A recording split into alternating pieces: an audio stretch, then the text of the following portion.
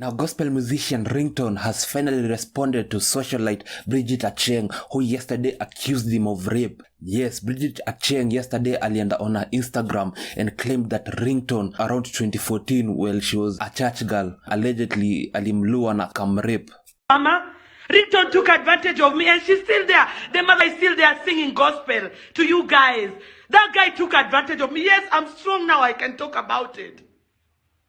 If he's serving a living God, I would like him to come out there and say that I'm lying. He told me nothing. I would do nothing to him. I was in the ghetto. My mom was just a tailor. There is nothing I could have done. There's no one I could have cried to.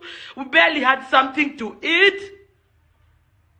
There's nothing. I didn't talk about it to anybody. I can talk now. I can speak up now. At least now I have few millions. If I want to speak, I would do it. But what about these young girls who are coming from Umuruma, wherever? I am a victim of rape with a very famous person. And back in the day, I never thought maybe I will get this fame one day and speak for myself. But I told Ringtone one day. And time, I went to meet this man called Ringtone. And I'm going to put it out here. And it's not for clouds, fuck clouds, because most of the time, you don't see me even posting a picture. Just because Bridget wore a top that is showing cleavage, it's okay for Bridget to be raped. No. And I put my life in Ringtone's arm, thinking this man is going to help my career as a musician and as a choir girl, that when I go and visit Ringtone, he told me, come to my house. And this man took advantage of me. I've never talked about it. And I just told my sister last night. And I was living in Kibera. I remember very well. We used to live in Kibera, Lindi. And I didn't have power to even do anything to this man.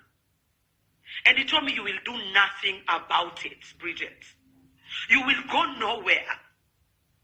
Now, after Bridget went on her Instagram na akasema that Ringtone allegedly raped her, watu walienda after Ringtone. Of course, unajua Ringtone is the most liked individual here in Kenya. He has both haters and, people that like him. And a lot of people walienda wakaanza accuse Ringtone of rape, which made Ringtone come out and, basically reply to Bridget. And this is what Ringtone had to say. Kuna wajinga hapo wanashinda wanaongea hapa. We stupid, kojo ukalale wewe. Na mstaje chini ya chairman ovyo.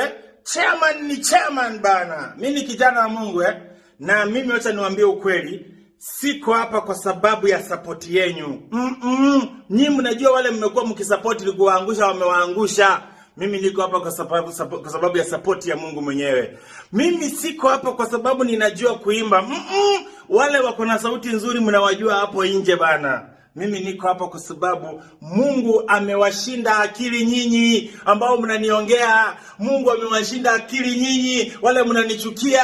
Sasa mnajipata hapo mnapata kitu ya upuzi hapo. Mjinga shetani hapo anaongea alafu mnaanza nyenye not me. Mimi acha niwaambie spirit yangu hamwezi shusha. Wacha niwaambie mimi mali niliko hamwezi nishukisha. Gari naloendesha si kwa sababu ya pesa zenyu. Mahali naishi si kwa sababu ya pesa zenyu. Nyinyi msiniletea. Eti ng'ombe imenona iko na maziwa iko round hapo inaanza kuongea mnaanza kuniambia kijana wa Yesu ni msafi. Mkiniangalia mimi ni msafi. Kijana wa Yesu ako na class ya wale watu ambao wanaweza muongelesha kitu. Kijana wa Yesu bana, mimi niko na standard. Sometimes mzininganisha na vitu zinakaa sijui aje. Mimi ni kijana wa Yesu bana. Wacha niwaambie, ingekuwa ni kwa sababu yenu nyinyi ambao mnaniongea ujinga, ningekuwa nilioza nikakufa nikasaulika, lakini Mungu amewazidi akili. Mimi nakwambia kama ingekuwa ni kwa sababu yenu eti ndio muziki wangu ukue juu, ungekuwa mlinikataa kitambo. Simlishanikataa, mnajijua.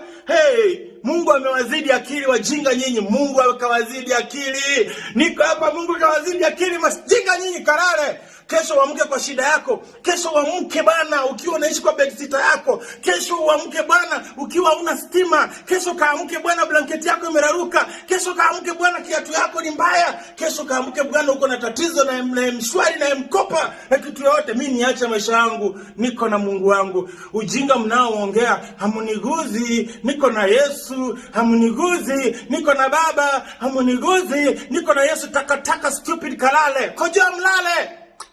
That was Ringtone's reply to Bridget Achieng, who accused him of rape. Iyo reply ni unajua ni typical of Ringtone. Personally nilifikiria maybe atakuwa serious kidogo, but naka ringtone anakuanga ringtone 24/7.